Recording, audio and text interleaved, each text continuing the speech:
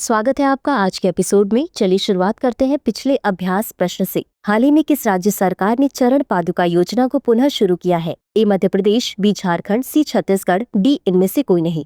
इस प्रश्न का सही उत्तर है विकल्प सी छत्तीसगढ़। चलिए देखते हैं इसके विश्लेषण को। हाल ही में छत्तीसगढ़ सरकार ने चरण पादुका योजना को पुनः शुरू किया है, जो राज्य में तेंदुपत्ता संग्राहकों को लाभ पहुँचाने के उद्देश्य से एक फुटवेयर योजना है। इस योजना के तहत 1.24 मिलियन से अधिक तेंदुपत्ता संग्राहकों को लाभ मिलेगा। इसकी शुरुआत नवंबर 2005 में छत्तीसगढ़ सरकार द्वारा की गई थी। इस योजना के तहत 18 वर्ष या उससे अधिक आयु के परिवार के 2 सदस्यों, प्रारंभ में केवल पुरुष, 2008 से महिला सदस्य भी को प्रतिवर्ष 1 जोड़ी जूते दिए जाते हैं। अब शुरुआत करते हैं आज के एपिसोड के पहले प्रश्न से। शिव काशी कोविलपट्टी माचिस के संदर्भ में निम्नलिखित कथनों पर विचार करें।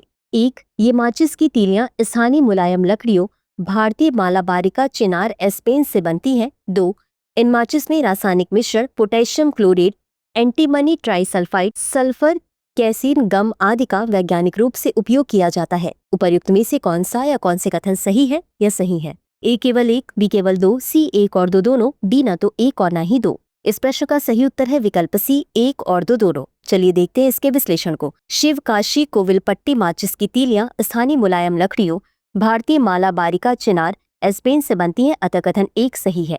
इन माचिस में रासायनिक मिश्रण potassium chlorate, antimony trisulphide, sulphur, casein gum आदि का वैज्ञानिक रूप से उपयोग किया जाता है, अतः कथन 2 भी सही है। हाल ही में इस माचिस के लिए भौगोलिक संकेत जीआई टैग की मांग करते हुए आवेदन दायर किया गया है। इसका निर्माण शिवकाशी, विरुधुनगर जिला, कोविलपट्टी, थूथुकुडी जिला, शंकरन कोविल, तेनकासी जिला सहित आसपास के क्षेत्रों में होता है। अगला प्रश्न है, विश्व जनसंख्या दिवस कब मनाया जाता है? ए 8 जुलाई, बी 9 जुलाई, सी 10 जुलाई, डी 11 जुलाई। इस प्रश्न का सही उत्तर है विकल्प डी 11 जुलाई। चलिए देखते हैं इसके विश्लेषण को। हर वर्ष 11 जुलाई को विश्व जनसंख्या दिवस मनाया जाता है। वर्ष 2025 में इस दिवस की थीम है युवा लोगों को एक निष्पक्ष और आशापूर्ण दुनिया में अपने मनचाहे परिवार बनाने के लिए सशक्त बनाना। यह दिवस वैश्विक जनसंख्या वृद्धि, सतत विकास, स्वास्थ्य सेवा, प्रजनन अधिकार और लैंगिक समानता जैसे मुद्दों पर जागरूकता बढ़ाने के लिए मनाया जाता है। बता दें कि 2050 तक विश्व की जनसंख्या लगभग 9.7 बिलियन तक पहुंच सकती है। इस दिवस की शुरुआत संयुक्त राष्ट्र विकास कार्यक्रम द्वारा की गई थी। अब जान लेते हैं संयुक्त राष्ट्र विकास कार्यक्रम या यूएनडीपी के बारे में। यह संयुक्त राष्ट्र का वैश्विक विकास नेटवर्क है। इसकी स्थापना वर्ष 1965 में संयुक्त राष्ट्र महासभा द्वारा की गई थी। यह अल्प विकसित देशों को सहायता प्रदान करने पर जोर देने के साथ ही विकासशील देशों के लिए विशेषज्ञ सलाह, प्रशिक्षण एवं अनुदान सहायता सुनिश्चित करता है। अगला प्रश्न है, हाल ही में यूरो को अपनी आधिकारिक मुद्रा के रूप में अपनाने वाला 21वां देश है? ए बुल्गारिया, बी स्पेन, सी इटली, डी फ्रांस। इस प्रश्न का सही उत्तर है विकल्प ए बुल्गारिया। चलिए देखते हैं इसके विश्लेषण को। हाल ही में यूरोपीय संघ ने बुल्गारिया को 1 जनवरी 2026 से यूरो को अपनी आधिकारिक मुद्रा के रूप में अपनाने की अंतिम मंजूरी दी है, जिससे बुल्गारिया अब यूरोजोन का 21वां सदस्य बन गया है। यूरोजोन यूरोपीय संघ के देशों से बना एक आर्थिक और भौगोलिक क्षेत्र है। इस जोन के देश यूरो को अपनी आधिकारिक मुद्रा के तौर पर उपयोग करते हैं। अब जान लेते हैं यूरो के बारे में।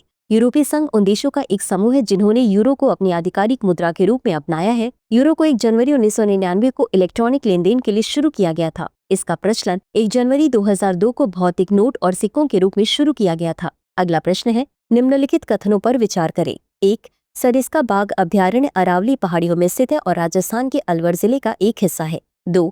इसे 1978 में बाघ अभ्यारण्य घोषित किया गया। उपर्युक्त में से कौन सा या कौन से कथन सही है या सही है? ए केवल 1, बी केवल 2, सी 1 और 2 दोनों, डी न तो 1 और न ही 2। इस प्रश्न का सही उत्तर है विकल्प सी 1 और 2 दोनों। चलिए देखते हैं इसके विश्लेषण को। सरिस्का बाघ अभ्यारण्य अरावली पहाड़ियों में स्थित है और राजस्थान के अलवर जिले का एक हिस्सा है, अतः कथन 1 सही है। इसे 1978 में बाघ अभ्यारण्य घोषित किया गया, अतः कथन 2 भी सही है। कंकरवाड़ी किला इस अभ्यारण्य के मध्य स्थित है।